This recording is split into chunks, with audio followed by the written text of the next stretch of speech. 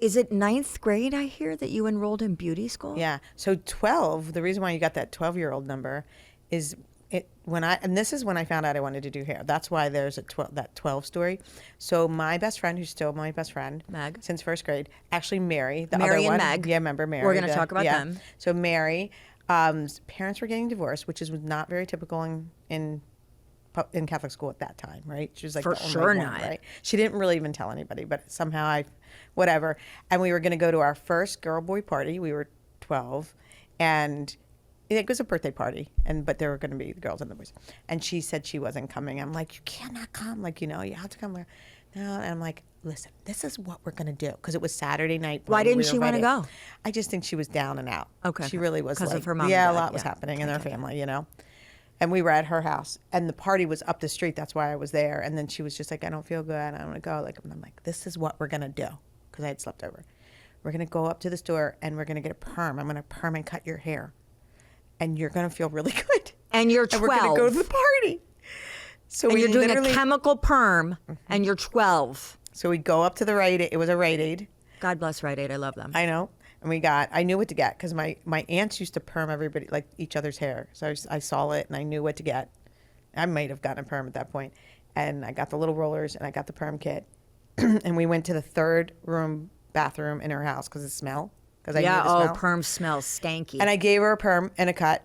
And we went to and she loved it. For real? And by the way, we're 12 now. Are we still doing cuts on real people with craft scissors that did Gymnast Barbie? She was kind of my first. So you had where did the scissors come from? We don't know. Still same scissors. Oh, wow. So yeah. Yeah. I just did at the time. All right. Glad that worked out. Permed and cut her, and she loved it. And literally at that party, she was like, I say it all the time, she was the belle of the ball. Everybody was like just attracted to her. All the boys were with her. All the girls were on this wall. All the boys were on this wall with Mary.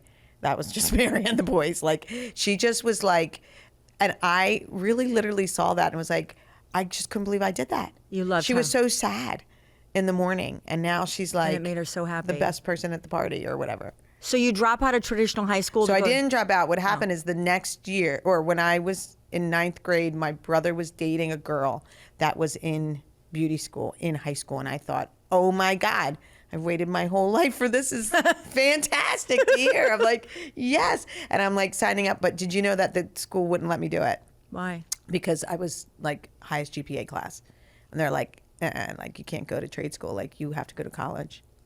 So it was like a really big thing. But do you want to hear the weird part of the story? I think people know this, but I'll say it. I told my parents about it, and they were really good about, well, it's really what you love. You've been doing it since you're, were little, and like, this is what you want to do. Like, and I'm like, I know, but they won't let me sign up, and I have to like get your signature, or like you have to come in and talk to the counselor because they won't let me do it.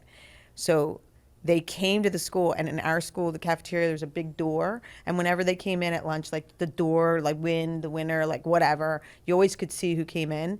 And it was my parents because they were going to go talk to the counselor that day. But my dad had the Barbies with him. He brought my dolls. It was the worst. It was like social suicide in the moment because I was just like looking this way. They're like, oh, is that your parents? I'm like, I don't think they're here.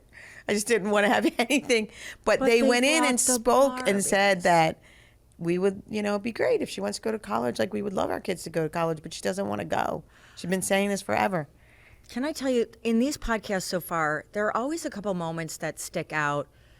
There are emotional moments that I call like movie moments where like, in the movie. that could be a scene in a movie. Like when Mally's mom was dying, and like the way she knew her mom was dying is like secretly when she was going to the hospital, and Mally had to pack her bag for the hospital, and she said, Mom, do you want me to pack your makeup? Because she was very vain and always into like, I want to look good. But at that point she said, no, I don't want you to pack my makeup. And it was like the unspoken, oh, you're not coming home. And what you just said, like your mom and dad, and what year is this? 1980. 80. Your mom and dad are going in to ask for permission so you can go to beauty school instead of go to college. And in order to be persuasive, they brought your Barbie dolls in to show the counselor how much you loved cutting hair. That warms my heart, beyond. It's actually shocking that they did it. Why? Well, I mean, I'm just the fact that most parents really, like, one, I was 14 years old. yeah, I was 14 at that time. Like to like believe in you enough as a 14-year-old to like why. I mean, I don't even know if I would have done it. Did they ever tell you why they did it? They really believed that that's what I wanted. Like they were full throttle behind me.